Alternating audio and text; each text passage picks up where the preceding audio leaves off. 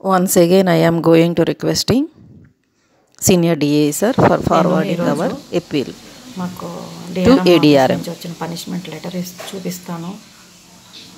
Enquiry officer enquiry చేసిన తర్వాత మా హస్బెండ్కి వచ్చిన 7-6 పేజెస్ అవి చూపిస్తాను. మేము ఏ విధంగా ఏడిఆర్ఎంకి అప్పీల్ పెట్టామో ఆ కాపీ చూపిస్తాను, చూడండి. అప్పట్లో షోలాపూర్లో అయితే రన్నింగ్ స్టాఫ్ అందరూ డిఎంఈ హ్యాండ్ ఓవర్లో ఉండేవాళ్ళు అనమాట. ఎప్పుడైతే ఎలక్ట్రికల్ ఇంజిన్స్ వచ్చేసినాయో అప్పుడు వీళ్ళంతా సీనియర్ డిఈఈ అంటే డివిజనల్ ఎలక్ట్రికల్ ఇంజనీర్ దగ్గర రెస్పాన్సిబుల్ పర్సన్స్ అనమాట. వీళ్ళు రన్నింగ్ స్టాఫ్ లోకో పైలట్స్ అందరూ డివిజనల్ మెకానికల్ ఇంజనీర్ అథారిటీలో ఉండేవాళ్ళమాట. ఎలక్ట్రికల్ ఇంజిన్స్ ఎప్పుడు వచ్చినాయో డివిజనల్ ఎలక్ట్రికల్ ఇంజనీర్కి రెస్పాన్సిబుల్ చెప్పాలి. మేము రిసీవ్ చేసుకున్న లెటర్ అన్నమాట.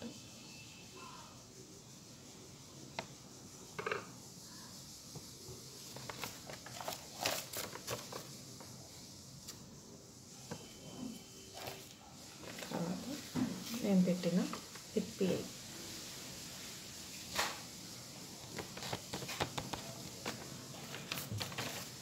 ఒక ఎంప్లాయీ అసిస్టెంట్ లోకో పైలట్ నుంచి సీనియర్ అసిస్టెంట్ లోకో పైలట్, తర్వాత లోకో పైలట్ అవ్వాలంటే ఎంత నాలెడ్జ్ ఉండాలి, ఎంత శ్రమ ఉండాలి, పగలు రాత్రి నిద్ర ఆపుకోవాలి.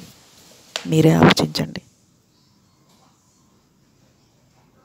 మాకు ఎంక్వైరీ ఆఫీసర్ 6-7 పేజెస్ ఇచ్చారన్నమాట. ఇవన్నీ ఆయన పేరు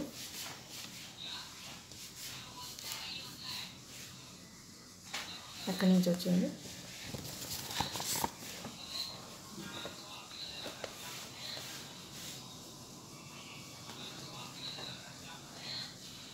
సీనియర్ టీఏ సార్. ఓకే,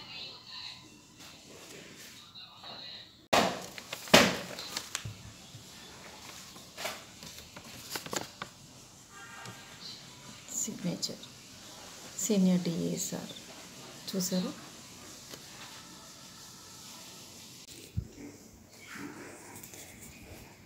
మీతో మాట్లాడుతున్నప్పుడే ఆఫీస్ నుంచి ఫోన్ వచ్చిందనమాట. సీనియర్ డిఏ సార్ ఛాంబర్లో ఉన్నారు, మళ్ళీ ఇంకొకసారి వచ్చి రిక్వెస్ట్ చేయండి అని. బాయ్ ఫ్రెండ్స్, బ్లెస్ చేయండి అక్కడి నుంచి పాజిటివ్గా రిప్లై వచ్చేటట్టు. ఎందుకంటే నా బాధ అంతా నేనే మీతో షేర్ చేసుకున్నాను కాబట్టి బ్లెస్ చేయండి. చెప్పండి wish you good luck for me అని. ఓకేనా ఫ్రెండ్స్? ఒక ఆఫీసర్ని కలవటానికి వెళ్తున్నాను. సెకండ్ టైం వెళ్ళి రిక్వెస్ట్ చేయడానికి.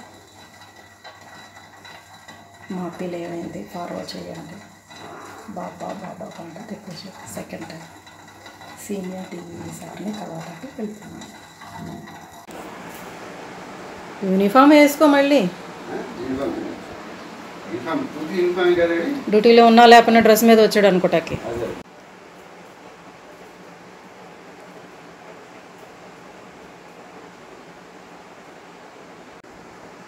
సెకండ్ టైం రిక్వెస్ట్ చేయడానికి వెళ్తాను.